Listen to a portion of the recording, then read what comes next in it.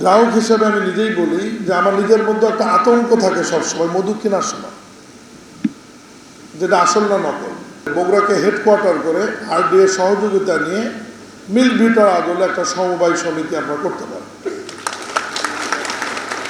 এটা তাহলে আমাদের মন্ত্রণালয়ের অধীনে থাকবে এবং বগুড়াকে হাব বানিয়ে সারা দেশ থেকে মধু এখানে সংগ্রহ হবে।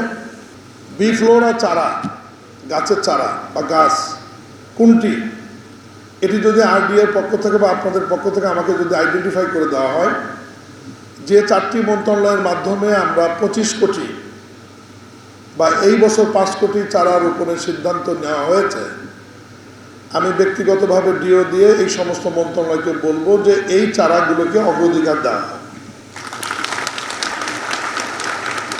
বিক্ষোভন কর্মসূচিতে আমাদের 4টি মন্ত্রণালয় ভূমিকা, 5টি মন্ত্রণালয় ভূমিকা রাখবো। তারা হলো বন বিভাগ, বন মন্ত্রণালয়,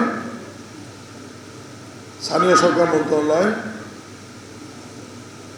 আপনার রেলপথ সড়ক মন্ত্রণালয়, তারপর দুর্যোগ ব্যবস্থাপনা মন্ত্রণালয় এবং পানি সম্পদ মন্ত্রণালয়। এর বাইরেও অন্যান্য মন্ত্রণালয় তারাও সীমিত আকারে এই কাজটি করবে। মৌমাছি থেকে যে মধু সংগ্রহ করেন আপনারা, এটা বিদেশে রপ্তানি হয়, শুনে খুবই ভালো লাগলো। আমরা যারা মধু পান করি বা খাই, গ্রাহক হিসেবে আমি নিজেই বলি যে আমার নিজের মধ্যে একটা আতঙ্ক থাকে সবসময় মধু কেনার সময়, যেটা আসল না নকল।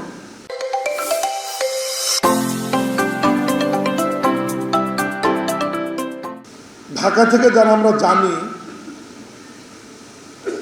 আমরা ম্যাক্সিমাম সবাই কিন্তু প্রবর্তনা নামে একটি দোকান আছে ঢাকায়, আমরা সেখান থেকে মধু সংগ্রহ করার চেষ্টা করি এবং আমরা একটু হলেও বিশ্বাস করি যে এদের মধুটা মনে হয় ভালো হবে।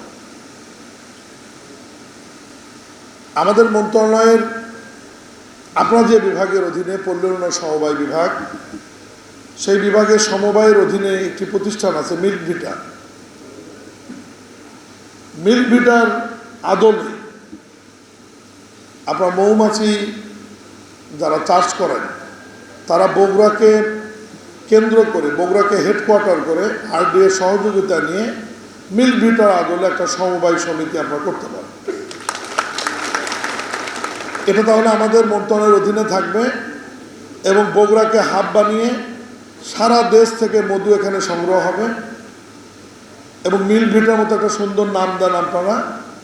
ওই নামেই এই সমিতির মাধ্যমেই এটি সারা দেশে যখন বাজারজাত হবে সরকারিভাবে সাধারণ মানুষের কাছে এবং বিদেশে, তখন এটা 100% গ্রহণযোগ্য হবে এবং মানুষ বিশ্বাস করবে যে না, এটা যেহেতু সরকারিভাবে হচ্ছে, অতএব এই মধু নকল হওয়ার কোনো সম্ভাবনা নেই।